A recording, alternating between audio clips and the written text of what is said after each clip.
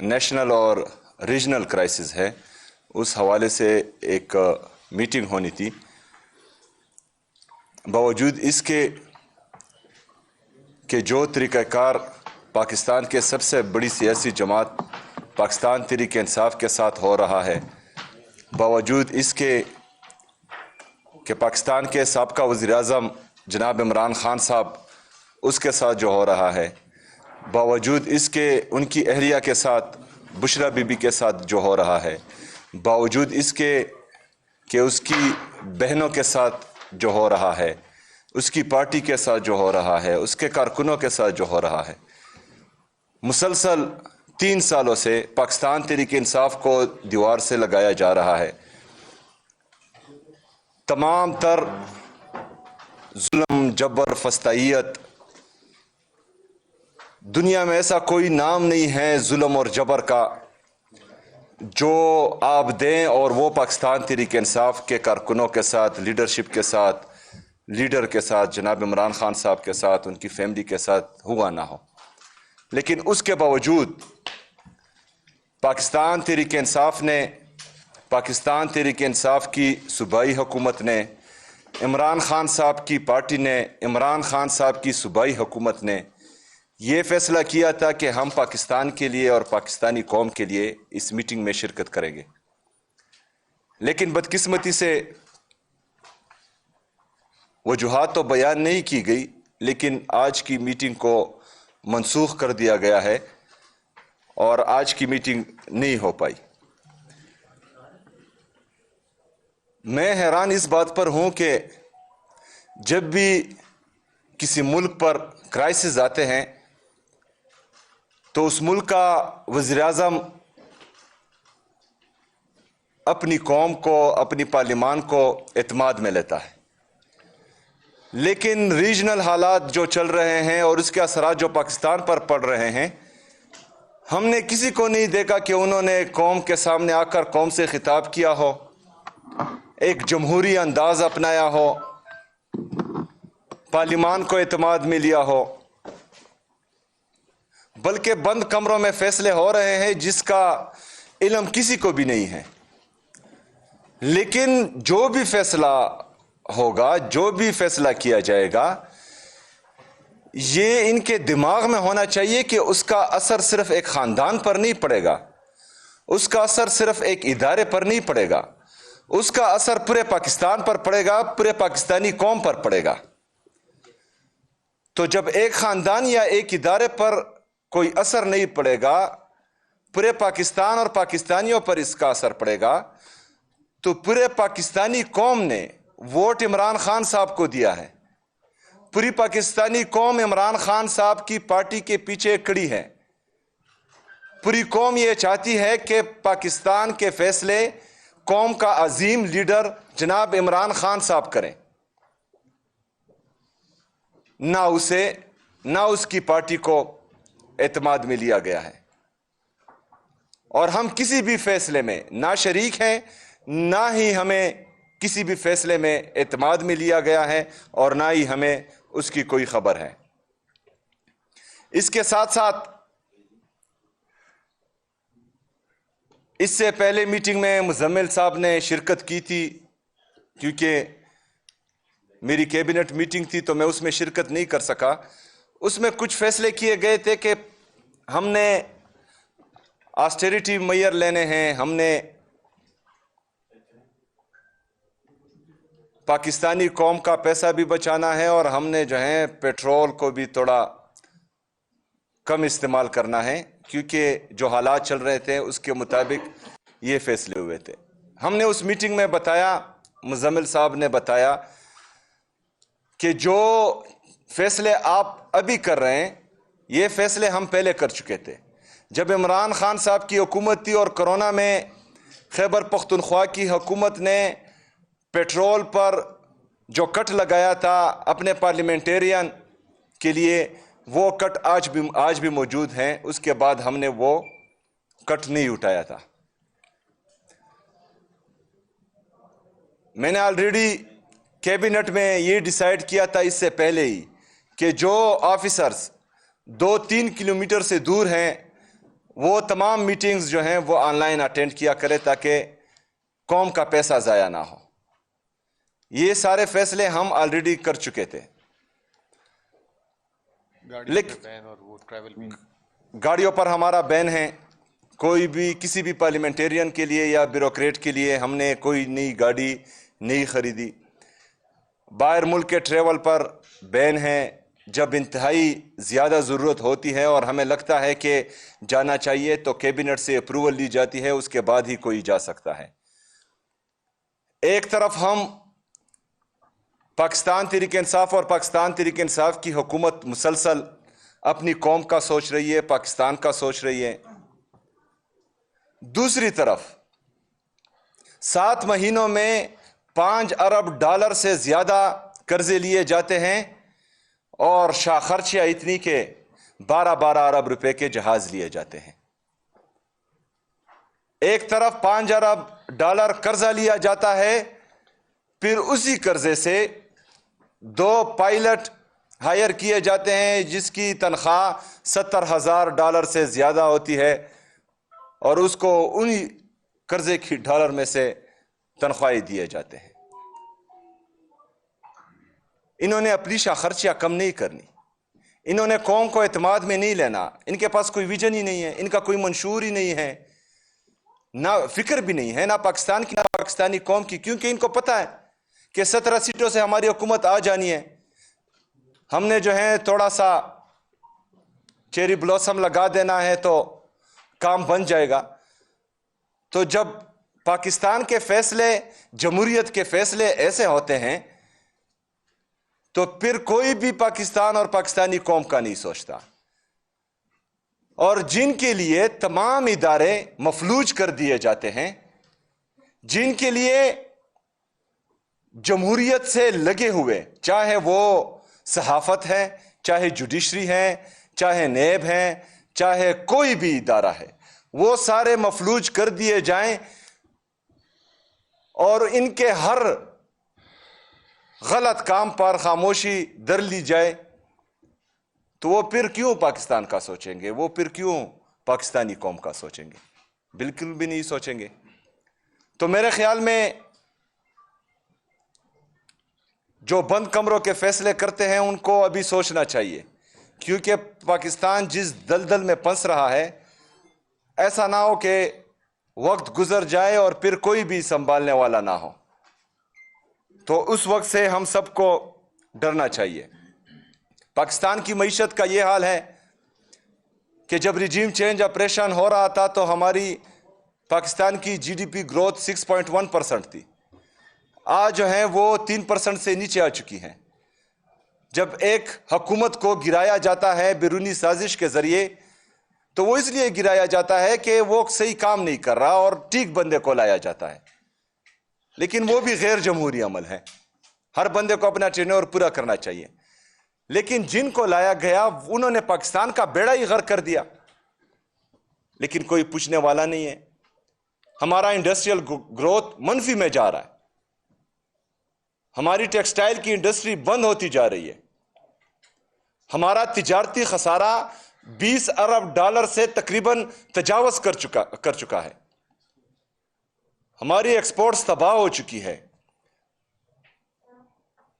ہمارا نوجوان جو اس ملک اور قوم کا قیمتی اثاثہ ہے وہ پاکستان سے بھاگنے کے طریقے ڈھونڈ رہا ہے, کیونکہ یہاں پر نہ روزگار کے مواقع ہیں اور نہ ہی جو ہے ان کو اپنا مستقبل یہاں نظر آ رہا ہے.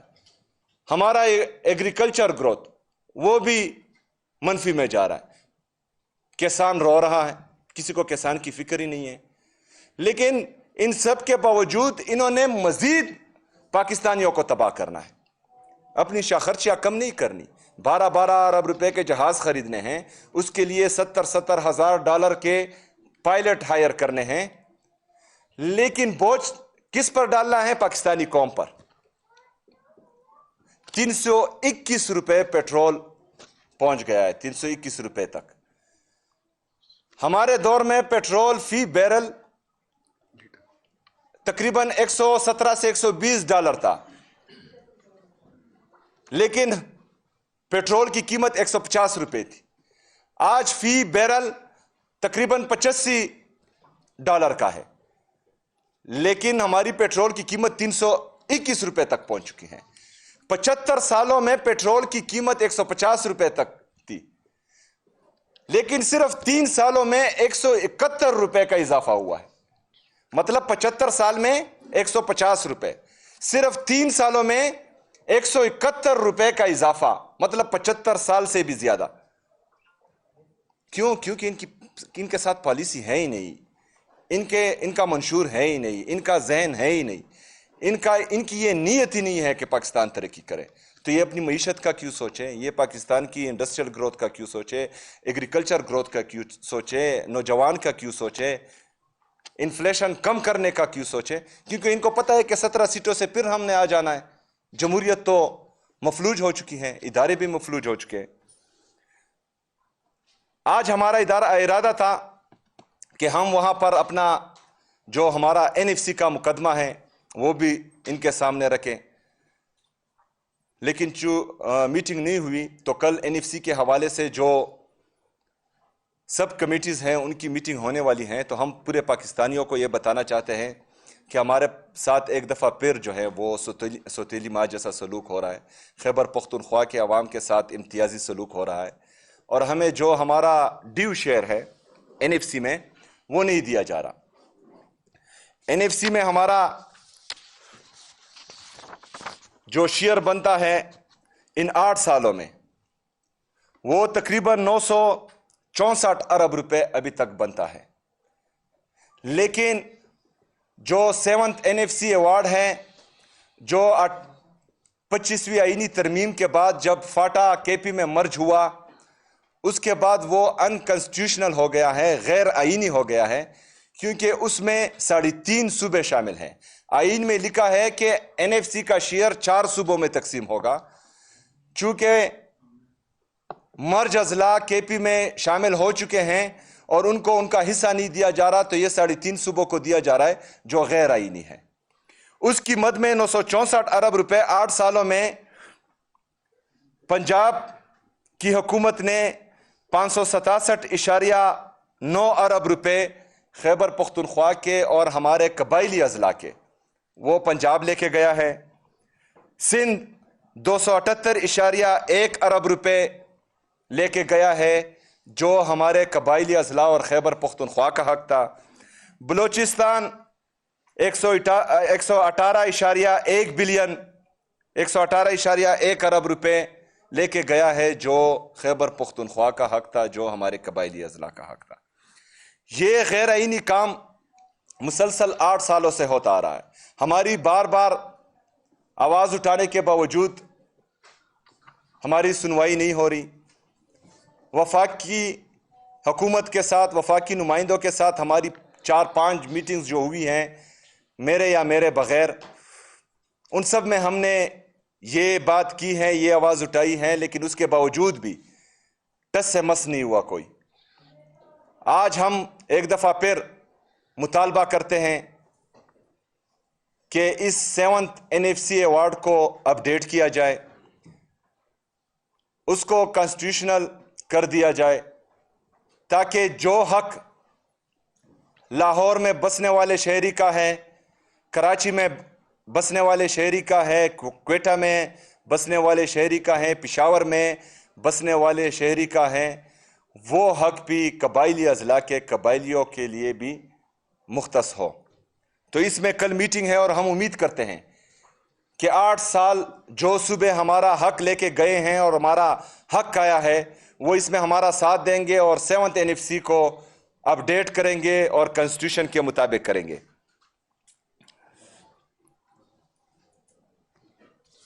दूसरा आखिरी, मैंने कल हमारी जो एआईपी है कबायली अजला के लिए जो 100 अरब रुपए का सालाना वादा किया गया था,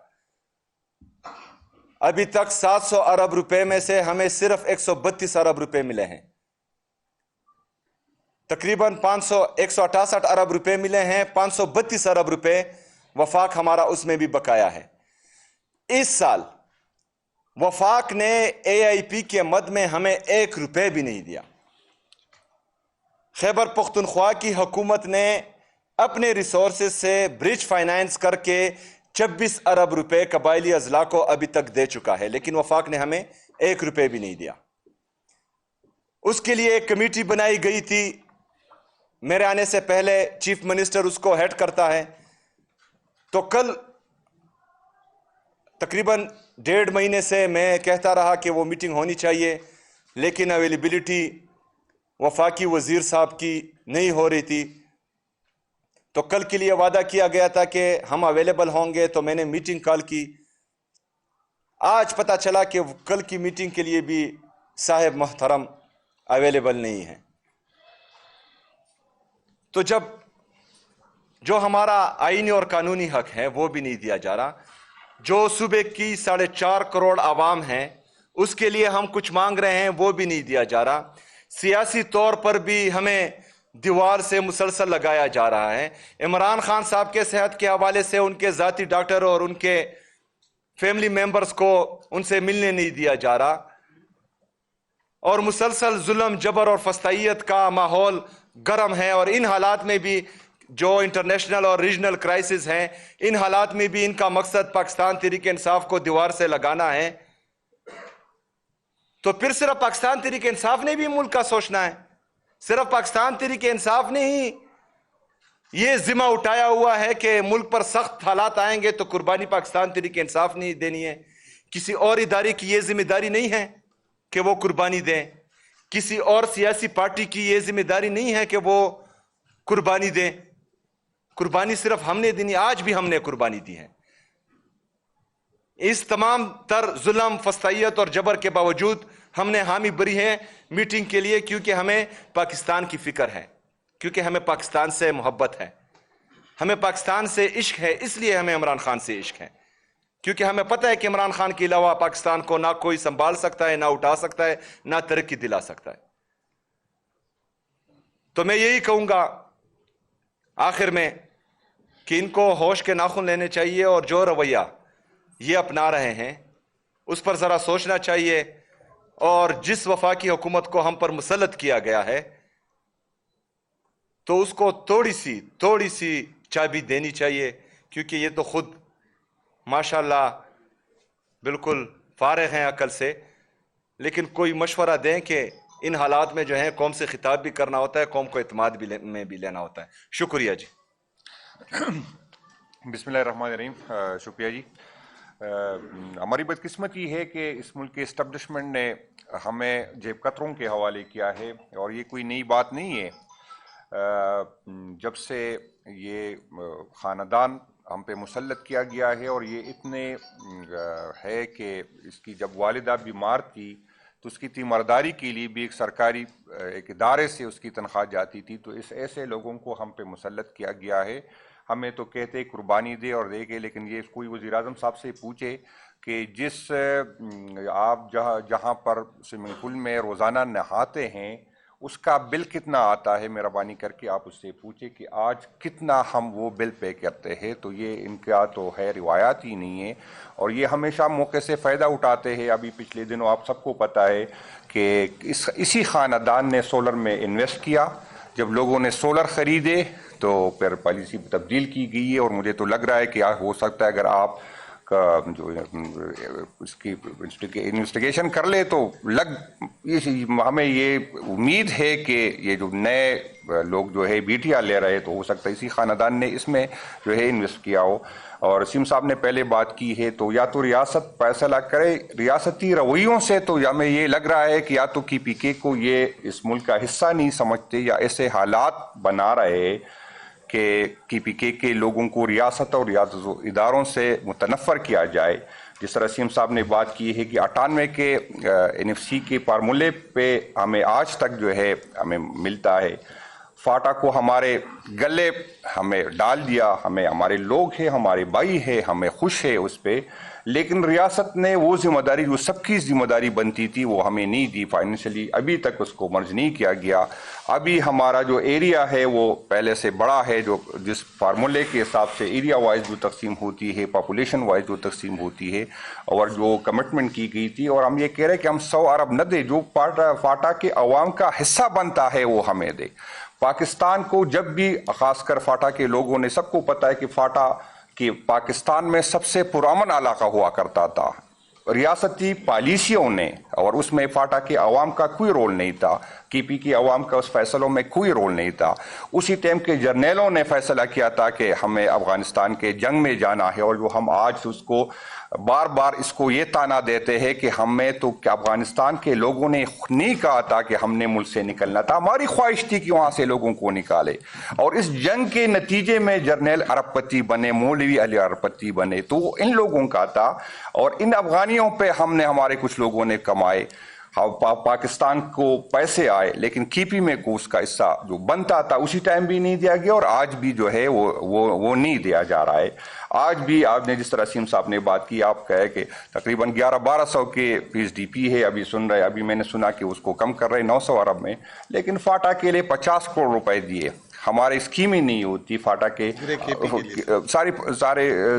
سارے کی پی کے لیے، تو صوبائی حکومت کے اپنا جو حصہ بنتا ہے این ایس سی کے مطابق وہ بھی ہمیں نہیں ملتا، رائلٹی میں جو ہمارا حصہ بنتا ہے وہ بھی ہمیں نہیں ملتا، ہم پہ جنگ مسلط کیا جاتا ہے جس میں ہمارا کوئی رول نہیں ہوتا، فیصلوں میں ہمارا کوئی رول نہیں ہوتا، پھر ہم سفر کرتے ہیں، پھر ہمیں کہا جاتا ہے کہ 1% ہم آپ کو دے رہے، تو بھائی جان 1% اپنے پاس رکھے، لیکن جو آپ نے ہمارا انفراسٹرکچر تباہ کیا، ہماری جو ہے انڈسٹری تباہ کی، وہاں سے سٹاف انڈسٹری سارے کی پی میں مجھے بتا دے کہ کہاں پر انڈسٹری ہے، تو ہم جب ریاست نے فیصلہ کیا تھا کہ افغانستان جنگ میں جانا، تو ہم کی پی کے میں ریاستی اداروں نے جہادی بھرتی کی، یہ کسی سے چھپی گٹی نہیں ہے، ریاستی اداروں نے کی پی کے میں جہادی، جب پنجاب میں سندھ میں انڈسٹری لگ رہی تھی تو ہم جہادی بھرتی کر رہے تھے، اور آج ہم اس کا خمیازہ بھگت رہے، ہم مر بھی رہے، اور ہم جو ہے پھر ہمیں بھی ثابت کرنا ہوتا ہے کہ ہم محب الوطن ہیں، پھر بھی ہمیں ثابت کرنا ہوتا ہے کہ ہم اداروں کے ساتھ ہیں، ہم جو ہے ہمارا جو حصہ اس ریاست کے ساتھ بنتا ہے وہ ہمیں نہیں دیا جاتا ہے، ہم روزانہ لاشیں اٹھاتے ہیں، پھر بھی ہمیں جو ہے ثابت کرنا ہوتا ہے، ہمارے جنازے یہاں پر لوگ کہتے ہیں اداروں نے قربانی دی، ہم اداروں کی قربانیوں کی قدر کو نگاہ سے دیکھتے ہیں، جو بھی اس ملک کی ریاست کے لیے قربانی دیتا ہے، چاہے سیاسی ورکر ہو چاہے پوجی ہو، ہم اس کو سلام کرتے ہیں، لیکن بھائی جان ہم جو لاشیں اٹھاتے ہیں ہماری لاشوں پہ ڈنڈا نہیں ہوتا، ہم جو لاشیں اٹھاتے ہیں اس پہ سلامی نہیں ہوتا، اس کو کوئی پلاٹ نہیں ہوتا، اس کو تو ثابت کرنا ہوتا ہے کہ میں بے گناہ مرا ہوں، ہم لاشیں بھی اٹھاتے ہیں پھر بھی ثابت کرنا ہوتا ہے کہ ہم اس ملک کے ساتھ کھڑے ہیں، تو ریاست اپنے اس پہ نظر ثانی کرے، ریاست کی پی کے عوام کے ساتھ جو کر رہی ہے، یہاں پر جس طرح سی ایم صاحب نے بات کی، اتنی بڑی کرائسس ہے، ریاست نے فیصلہ کیا ہے کہ ہم نے اسرائیل کے ساتھ بیٹھنا ہے، لیکن پارلیمنٹ کو اعتماد میں نہیں لیا، عوام کو اعتماد میں نہیں لیا، ریاست نے اس طرح ایران کی جنگ کا، ایران کے ساتھ جو ہو رہا ہے، آج تک وزیر اعظم نے پارلیمنٹ کو اعتماد میں نہیں لیا، ڈیفنس منسٹر جو ہر ٹائم 3 گھنٹے بولتا ہے، آج تک اس نے اس پہ بات نہیں، انٹیریئر منسٹر تو خیر آ ہی نہیں سکتا، کسی میں ہمت نہیں کہ اس کو بلا رہے کیونکہ وہ کسی اور کا نمائندہ ہے،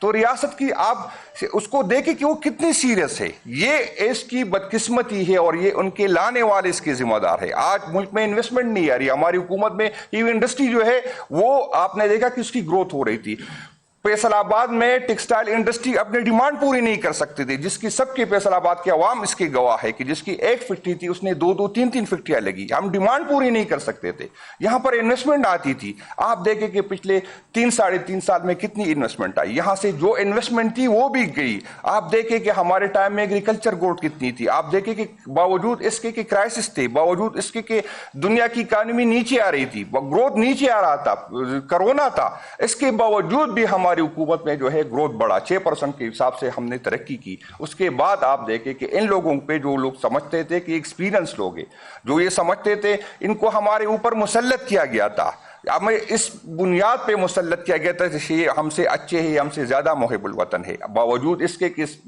اس حکومت نے اور اس کے اتحادیوں نے اس ملک کو لوٹا، اس کے نسلوں نے اس کو لوٹا، یہ اس کا رویہ ہی اس طرح کی نہیں ہے، اور جس طرح سی ایم صاحب نے بات کی کہ اس کو پتا ہے کہ کوئی اور ہم کو لے کے آئے گا، اور اس کو خوش کرنا ہے، عوام کے ساتھ اس کا تعلق ہی نہیں، وہ عوام کا کیا ہے، اس پہ ووٹ، کیونکہ اس ملک میں بدقسمتی یہ ہے کہ ووٹ دینے والا اہم نہیں، ووٹ گننے والا اہم ہے، اور جب تک ووٹ گننے والا اس کے ساتھ ہوگا، ریاست کے ساتھ یہی ہوگا، باقی فائنانس منسٹر صاحب وہ تفصیل ہم اس کو سنیں گے کیونکہ اس کا شکریہ جی بسم اللہ الرحمن الرحیم۔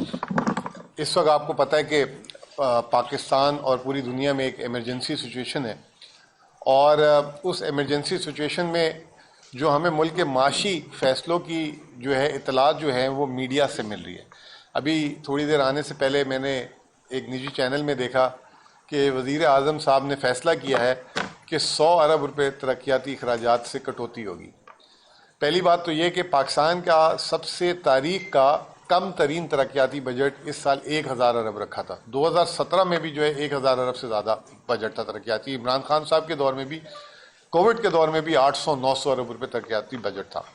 تو یہ جو کہتے تھے کہ اس ملک کی سٹیبلٹی آ گئی ہے، اس ملک کو ہم نے جو ہے ڈیفالٹ سے بچا لیا، اس ملک کو ہم نے جو ہے نا اپنی وہ کیا بولتے تھے کہ سیاست قربان کر کے ریاست کو بچا لیا.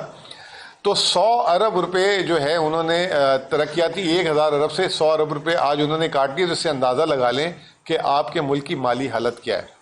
اس سال آپ کا جو بجٹ ہے وفاق کا وہ ہے تقریباً 18,500 ارب. 18,500 ارب کے بجٹ میں والا ملک جو ہے وہ ایک ہفتے کی جو 23 ارب روپے، اور جو میری کیلکولیشن ہے حکومت کہتی ہے کہ انہوں نے 2 ہفتوں میں ایک کم 70 ارب روپے عوام کو سبسڈی دے دی ہے. تو وہ میرے خیال سے تو پہلے تو وہ غلط دعویٰ ہے.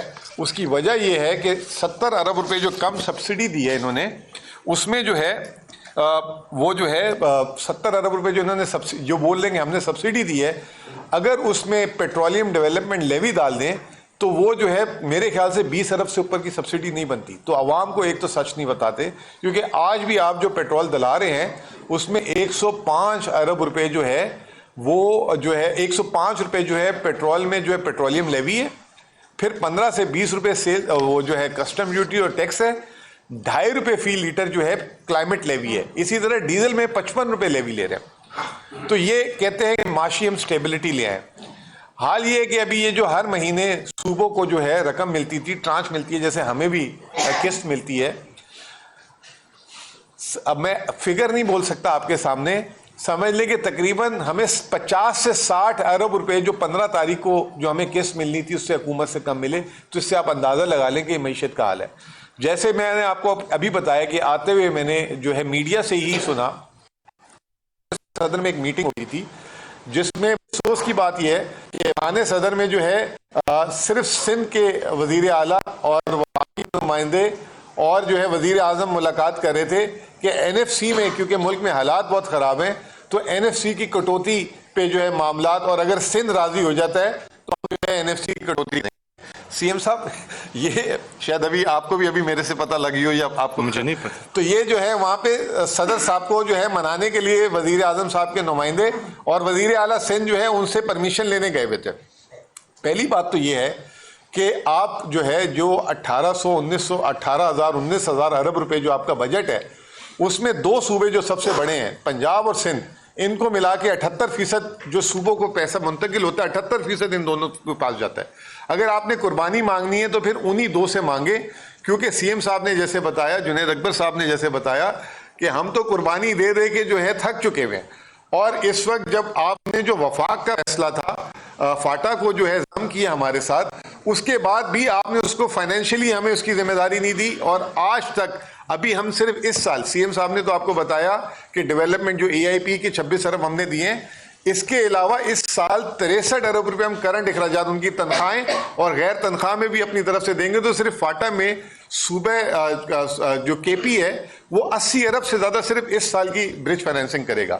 تو برائے مہربانی ہمارا ایک تو حکومت سے گزارش ہے کہ اچھی بات ہے کہ آپ جو ہے وزیر اعلیٰ سندھ سے، صدر زرداری صاحب سے، اور اس میں وزیر اعلیٰ پنجاب کو بھی بلا لیں، کیونکہ یہی 80% وسائل اس ملک کے جو ہے ان 2 صوبوں میں جاتے ہیں، جس میں ڈویزیبل پول میں ہمیں بلا وجہ کا بدنام کیا ہوا ہے کہ جی NFC میں سارے صوبے لے جاتے ہیں، سارے صوبے لے جاتے ہیں.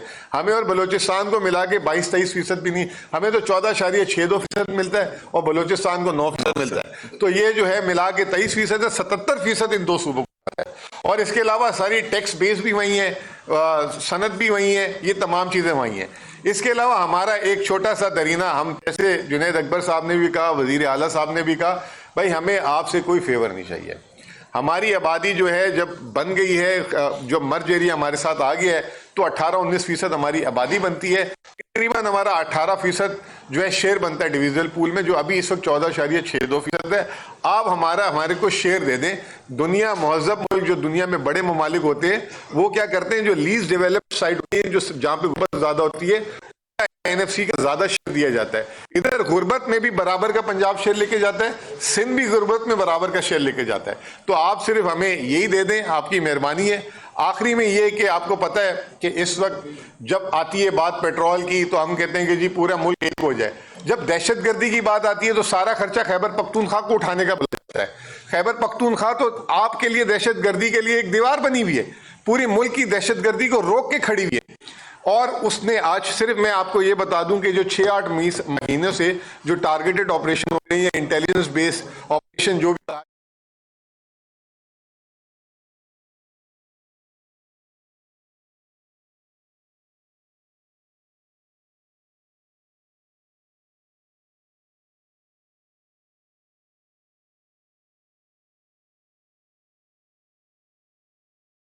میں بھی دیے. جب ہم کسی صوبے سے اور وفاق سے مانگنے گئے مہینہ پہلے تو انہوں نے کہا آپ کو تو پتہ ہے ہماری مجبوری, وہ وزیر اعظم والا کہ میں مانگنے نہیں گیا تھا لیکن مجبوری ہے. تو یہ وہی والی بات, ہمیں بھی قصہ سنا دیا گیا. اور پھر اس کے بعد وعدہ کیا گیا, احسن اقبال صاحب کو کہا گیا کہ جو انہوں نے پیسے ترقیاتی اخراجات کے لگائے ہیں فوری طور پہ آپ ان کے ساتھ ملیں اور ان کے مسئلے حل کریں.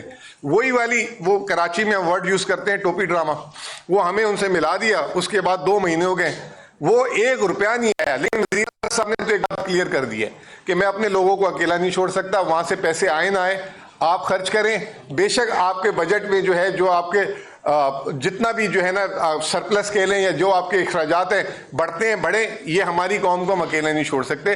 تو یہی ایک واضح پیغام ہے. اور دوسری آخری بات یہ کہ دیکھیں ہم نے کتنی زیادتی کی, یہ جو پیٹرول کے نام پہ ہم نے اسکولوں کو بند کر دیے پکڑ کے, اور اب پھر جو ہے مزید یہ بات کی جا رہی ہے کہ جو ہے 15 اپریل تک اسکول بند کر دیں. تو گرمیوں کی چھٹی دے دیں. اس سے اچھا اگر یہ چیز کرنی ہے تو آپ دوسری جگہوں سے بچائیں. جیسے ترقیاتی اخراجات کی بات کی جنید اکبر صاحب نے, 70 ارب روپے آپ نے ڈیولپمنٹ وہ جو اپنے ایم این ایس کے لیے رکھے ہوئے, اس کی تو آپ نے کٹوتی کی بات نہیں کی. پھر دوسری آپ کو یاد ہوگی جو خان صاحب پہلی دفعہ دنیا میں منی لانڈرنگ کا پیسہ واپس لے کر آئے تھے. آج تک 78 سال میں منی لانڈرنگ کا پیسہ پاکستان میں نہیں آیا. 190 ملین پاؤنڈ, اس کو سپریم کورٹ اور اس کا جس پہ ان کو ناحق سزا بھی دی گئی. اب وزیر اعظم صاحب نے وہ لے لیا اور وہ سپریم کورٹ کا شکریہ ادا کر رہے تھے. وہ 190 ملین پاؤنڈ جو آپ کے پاس آ گئے ہیں وہ لگ بھگ 75 ارب روپے بنتے ہیں. دے دیں عوام کو پیٹرول کی سبسڈی. اس سے وہ کہہ رہے ہیں کوئی دانش اسکول بنائیں گے یا اپنے لیے کوئی انہوں نے وہ رکھ لیے اپنے ڈیولپمنٹ فنڈ کے لیے. وہ پیسے ہیں بجٹ میں 390 ارب روپے آپ نے رکھے ہوئے ہیں کنٹینجنسی کے لیے IMF کے ساتھ, اس کو آپ عوام پہ خرچ کریں. اور دوسرا آپ نے 8-9 مہینے میں 1000 ارب روپے پیٹرولیم لیوی کمایا ہے. 1000 ارب روپے. اگر آپ 2-4-5 دن جو ہے یا 2-4-5 ہفتے جو ہے نہ لیوی لیں تو موت تو نہیں آ جائے گی. آپ بات کریں IMF سے, آپ سے بات ہی نہیں ہو پاتی, کیونکہ اس کی وجہ یہ ہے کہ آپ کی زمین پہ پیر ہی نہیں جمے ہوئے, آپ کو کانفیڈنس بھی نہیں ہے. کرونا کے دور میں ہم ساری تو بات کرتے ہیں کہ خان صاحب کے دور میں انہوں نے معیشت نہیں گرنے دی تھی. ایک اور چیز بھی انہوں نے کی تھی, انہوں نے NFC بھی نہیں کٹ ہونے دیا تھا. اب یہ ذرا سا تو خان صاحب کے دور میں بھی تو پیٹرول کا کرائسس آیا تھا, اس وقت بھی تو ساری چیزیں ہوئی تھی, انہوں نے تو نہیں NFC کے شیئر کاٹے تھے کسی کے. تو یہ تمام صورتحال ہے. تو اس سے آپ کو اندازہ ہو جانا چاہیے کہ معیشت انہوں نے کتنی اچھی کھڑی کر دی. جو جنید اکبر صاحب کہہ رہے تھے کہ بڑی اچھی معیشت کے لیے وہ ہم سے اچھے تھے اور آئے تھے اور انہوں نے ڈیلیور کرنا تھا, تو یہ حال ہے اس وقت معیشت کا. باقی مٹی کا تیل تو آپ کو ہی پتہ ہے, پیٹرول کو ہائی آکٹین کو کہتے ہیں امیروں کا فیول, جس میں ایک رات میں 200 روپے بڑھا دیے, اور دوسری طرف جو ہے مٹی کے تیل جو ہے 430 روپے لیٹر, ڈیزل سے اور پیٹرول سے بھی مہنگا. تو اس سے آپ اندازہ لگا لیں کہ عوام کی ان کو کتنی فکر ہے. محمد علی جا بول ٹی وی سے. اچھا وزیر صاحب یہ بتائیے گا کہ ایک جانب اسلام آباد ہائی کورٹ کا حکم آیا کہ جو نیا میڈیکل بورڈ تشکیل دیا گیا ہے وہ فیملی کو اعتماد ملے گا, اور جو بھی فردر خان صاحب کا پروسیجر ہوگا اس متعلق فیملی یا وکلاء کو آگاہ کیا جائے گا. تیسرا پروسیجر ہوا اس کے تیسرے دن لیکن نہیں بتایا گیا. بظاہر یہی لگ رہا ہے کہ ملاقاتوں پر پابندی رہے گی اور خطے کی جو صورتحال ہے اس پہ رائے میں پاکستان تحریک انصاف کو باہر نہیں نکلنے دیا جائے گا. اہل تشیع علماء سے ملاقات ہوئی, وہاں پر بھی سخت موقف اپنایا گیا. لیکن دوسری جانب آپ کی جانب سے رہائی فورس اس کی کل سے ممبرشپ کا آغاز ہونے جا رہا ہے. آپ سمجھتے ہیں کہ ایک جانب جب آپ ممبرشپ शुरू करेंगे और इसको मुस्तहकम करेंगे तो दूसरी जानिब रियासत फोर्स का इस्तेमाल करेंगे, कन्फ्रंटेशन की तरफ जब मामला बढ़ेगा आप कॉन्सिक्वेंसेस फेस करने के लिए तैयार हैं? देखिए जी, सबसे पहले तो क्यों ये जो है फोर्स इस्तेमाल करेंगे? हम कोई दहशतगर्द हैं? हम कोई वहाँ पर जो है कोई पाकिस्तान पर कब्ज़ा करने आ रहे हैं बाहर से? ये हम सियासी लोग हैं, ये हमारी सियासी तहरीक है जो पुरअमन है, जो आइन और कानून के दायरे में रहकर हैं। हम एहतजाज बिल्कुल नहीं करेंगे, लेकिन जो हमारा आइनी और कानूनी हक है वो हमें दे दिया जाए। जो इमरान खान साहब के केसेस हैं वो लगा दिए जाएं। आधे घंटे में इमरान खान साहब जेल के बाहर होंगे, क्योंकि ये केसेस ही सारे बोगस है। जो हमारे असीरान कोट लखपत जेल में हैं उनको ना हक कैद किया हुआ है, और एक एक पर जो है 50-50 मुकदमे हैं, 50-50 जगहों पर उन पर FIR हैं। कभी ये सुपरमैन है, ये जो है दी फ्लैश है, या जो है मिस्टर पाकिस्तान है कि वो हर जगह पर मौजूद होते थे। तो ये सारी 2 नंबरियाँ इन्होंने की है। तो उसके बावजूद अगर हमें इंसाफ भी ना मिले और आइन और कानून हमें ये इजाज़त भी दे कि हम पुरअमन प्रोटेस्ट कर सकते हैं, और उस पर ये आपके बकौल हम पर फोर्स इस्तेमाल करेंगे, तो ये तो हमारी फोर्स हुई ही नहीं। या हमें पाकिस्तानी नहीं समझते या खुद पाकिस्तानी नहीं है, और हम अपनी तहरीक जारी रखेंगे इंशाअल्लाह। आप NFC के मद में जो तकाजात थे वो नहीं मिल रहे, ज़्यादती है, लेकिन जो पैसे मिले हैं वो कहाँ लगाए गए हैं? दूसरी बात ये कि आपने अनाउंस किया है कि आप कश्मीर जाएंगे, आप GB जाएंगे, आप एक सूबे के चीफ एग्जीक्यूटिव है, पार्टी कहाँ पर है? क्या चीफ एग्जीक्यूटिव का ये काम होता है कि वो किसी और टेरिटरी में जाके वहाँ पर प्रोटेस्ट करेगा? देखें, सबसे पहले तो ये सवाल ही गलत है कि वो कहाँ लगे। कहाँ लगाए हैं आप बजट डॉक्यूमेंट देख लेना, बजट डॉक्यूमेंट देखें, हर ADP में जो है आपको उसके एक एक पे का हिसाब मिल जाएगा। लेकिन मुझे आप सिर्फ इतना बताएं कि वो हिसाब तो मिल जाएगा। 5300 अरब रुपए की जो IMF ने रिपोर्ट की है करप्शन, उसका कौन पूछेगा? उसका सिर्फ ये मेरा पैसा था, मेरे टैक्स का पैसा था, ये आपके टैक्स का पैसा था, तमाम सहाफ़ियों के टैक्स का पैसा था। उस पर भी बात करें। 12 अरब रुपए की जहाज़ पर भी तमाम सहाफ़ी हजरात बात करें, और तमाम मीडिया चैनल्स भी बात करें, और जो $70,000 से ज़्यादा तनख्वाहें दे रहे हैं उन पर भी बात करें, और जो पेट्रोल की कीमत दिन ब दिन बढ़ती जा रही है और जिस तरह पाकिस्तान को तबाही की तरफ धकेला जा रहा है उस पर भी बात करें। और मीडिया को बात करनी चाहिए। ठीक है, प्रेशर होगा, लेकिन बहरहाल करें, थोड़ी सी बात करें। दूसरी बात यह है कि पार्टी जो है वो लगी हुई हैं, पाकिस्तान तहरीक इंसाफ की तमाम लीडरशिप अपने अपने हिसाब से और अपने अपने दायरा इख्तियार में तमाम एक्टिविटीज़ कर रही हैं। लेकिन इमरान खान साहब ने जो पैगाम मेरे लिए भेजा है वो स्ट्रीट मूवमेंट की तैयारी का है, और उस तैयारी में इंशाअल्लाह ताला मैं पूरे पाकिस्तान में, पंजाब में भी गया, सिंध में भी गया, अभी जो हैं बाकी जो रीजन्स और सूबे रहते हैं वहाँ भी जाऊँगा, और इंशाअल्लाह भरपूर तैयारी के साथ इसको में आपने बात की हक की खैबर पख्तूनख्वा के हवाले से, तो क्या आपको लगता है कि प्रेस कॉन्फ्रेंस के जरिए आपको खैबर पख्तूनख्वा का हक मिल जाएगा? और दूसरा यह है कि PTI बानी चेयरमैन इमरान खान साहब और उसकी फैमिली और फिर PTI के कारकुन जो जुल्म ज्यादती इनके साथ हो रही है, आपके मुताबिक जो जुल्म ज्यादती हो रही है, कौन कर रहा है? एस्टेब्लिशमेंट कर रहा है या हुकूमत कर रहा है?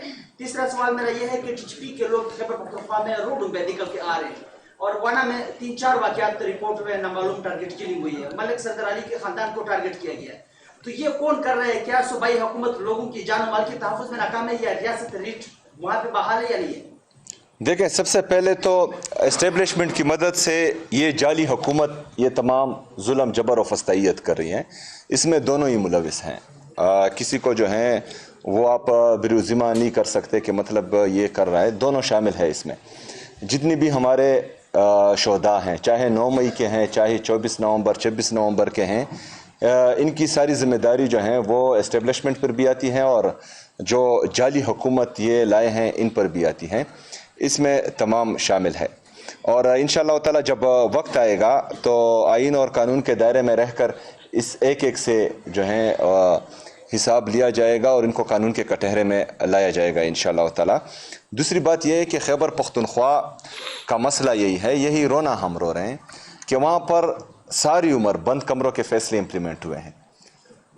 जब हम चीख रहे थे, जब हम चिल्ला रहे थे कि इनको दोबारा वापस आबाद ना करो, दहशतगर्दों को वापस ना लाओ, ہم نے امن پاسون کیے, ہم نے جلسے کیے, ہم نے جرگے کیے, ہم نے پریس کانفرنسز کی, ہم نے پوری دنیا کو بتایا کہ ان کو واپس لایا جا رہا ہے. اور یہ جو ہیں صرف خیبر پختونخوا کو نہیں, اگر آگ خیبر پختونخوا میں لگے گی تو اس کی تپش اسلام آباد بھی محسوس کرے گا, کراچی بھی محسوس کرے گا, لاہور بھی محسوس کرے گا.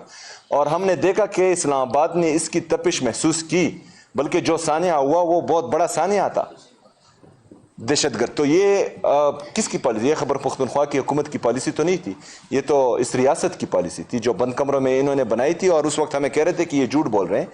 بہرحال خیبر پختونخوا کی حکومت کو اس ایک ایک چیز کا علم ہے, اور انشاءاللہ ہم امید کرتے ہیں کہ جو سی ٹی ڈی کے لیے میں نے ماڈرن ایکوپمنٹ دی ہیں, جو ان کی کیپیسٹی بلڈنگ کے لیے جو ہم کام کر رہے ہیں, اسپیشل برانچ ابھی تک اس پر انویسٹمنٹ نہیں ہوئی تھی, الحمدللہ ابھی جو ہے میں نے ان کے لیے رقم مختص کی ہے, اور وہ بہترین انٹیلیجنس کا کام کر رہی ہے اب, تو وہ بھی ہوگی. اور پولیس جنہوں نے ہمیشہ ہمارے پاکستان کے لیے قربانی دی ہے, وہ بھی بہترین کام کر رہی ہیں. اسلام آباد کا جو واقعہ ہوا تو 8 گھنٹے کے اندر ہماری سی ٹی ڈی نے جو ہیں اس کے مرکزی ملزمان پکڑے ہیں الحمدللہ. تو وہ اس میں کیپیسٹی ہے کچھ کرنے کی, اگر کچھ کرنے کے لیے دیا گیا. ڈونلڈ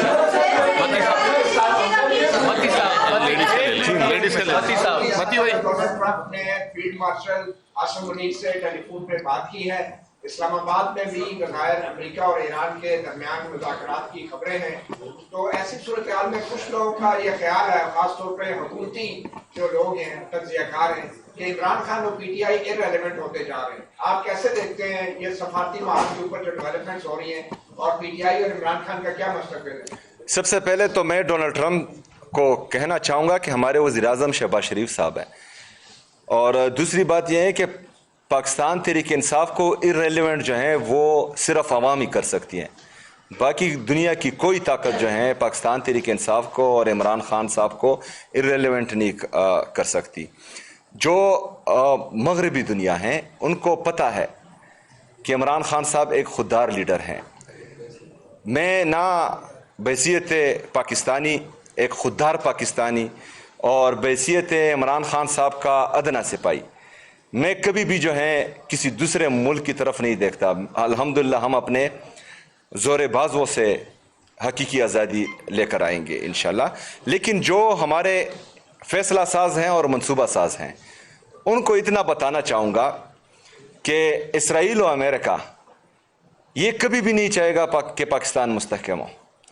ایک اسلامی ریاست جو ایٹمی قوت بھی ہو, تو کون سا یہودی یہ چاہے گا کہ ایک اسلامی ریاست جو ایٹمی قوت بھی ہو وہ مضبوط ہو؟ ان کو تو یہی لوگ چاہیے ہوں گے کہ جو وہاں پر جا کر ان کو سیلیوٹ کریں, وہ تو ایبسولوٹلی ناٹ والے کبھی بھی نہیں چاہیں گے. بہرحال طاقت کا سرچشمہ عوام ہے, اور انشاءاللہ تعالی ہمیں اپنی عوام پر پورا اعتماد ہے. ہم انشاءاللہ تعالی کہ یہ وقت بدلے گا اور ضرور بدلے گا.